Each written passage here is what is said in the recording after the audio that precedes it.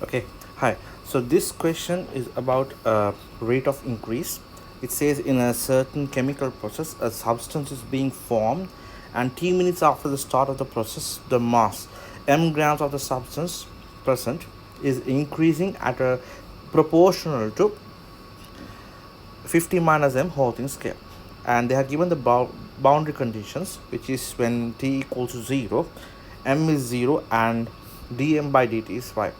In part I, we need to show that the rate of change of the mass of the substance is equal to 0.002 into 50 minus m whole thing square. And also in part II, we need to solve this equation using the theory of separation of variables in integration and obtain this equation. And then part 3, they want to calculate the mass of the substance when t is 10, and then also we need to find the time it takes to increase from 0 to 45 grams. And in part 4, they want to find the eventual value of m as t becomes very large. So let's start solving this problem.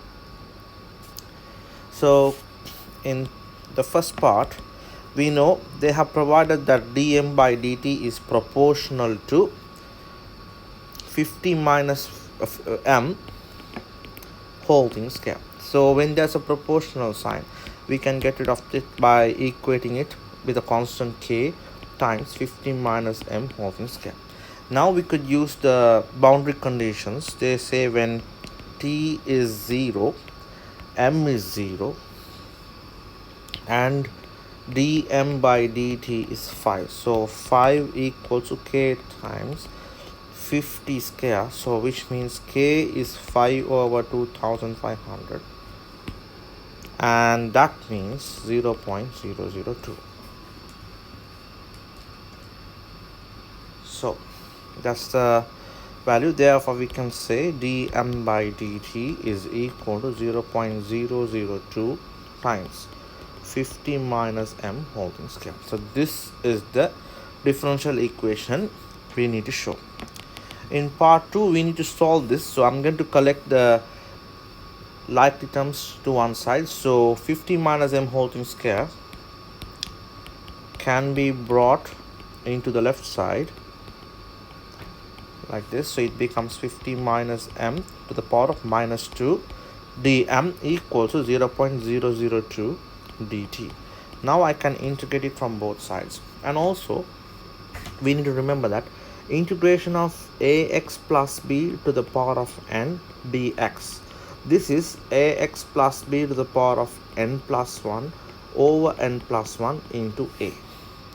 So this is the rule for differentiating a function of x. So here we got a function of m, whereas n is minus 2 and a is minus 1. So if I apply this rule, I would get 50 minus m to the power of n plus 1 is minus 1 over minus 1 into minus 1, because n plus 1 is also minus 1 and a is also minus 1. So this is giving me 0.002 times t plus c.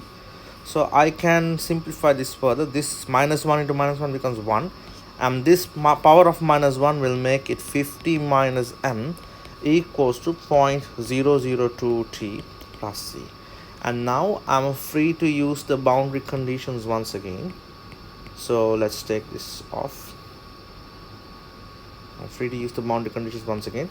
So which means when t is 0, m is 0. So that means 1 over 50 is equal to 0.002 times 0 plus c, which means c is 0.02.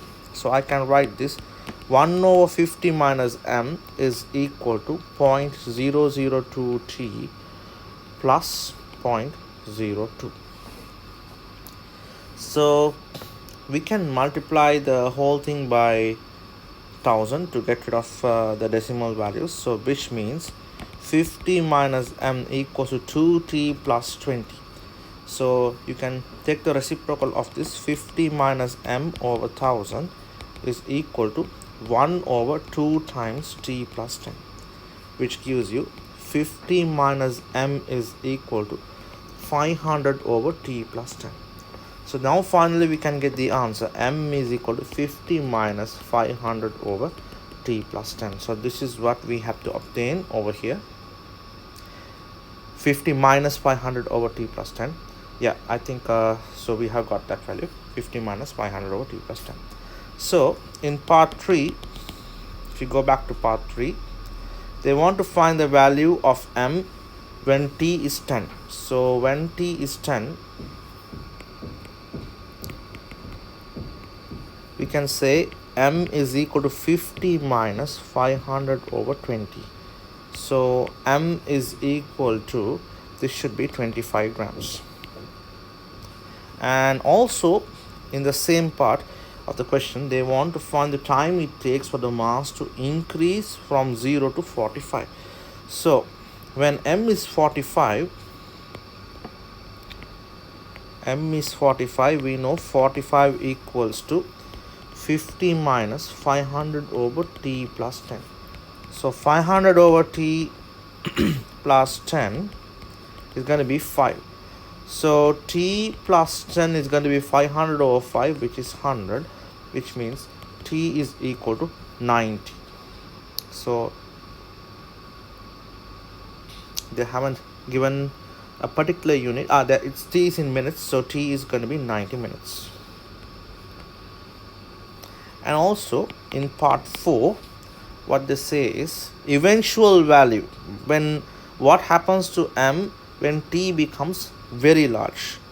So we got it here.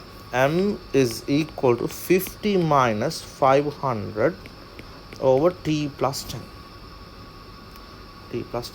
So when t goes to infinity, m equals to 50 minus 500 over infinity. So this part becomes 0, because when you divide 500 by a very relatively large value, it tends to become very small, almost 0. So m tends to go towards 50. So that is the answer for the last part. Hope you understood the question.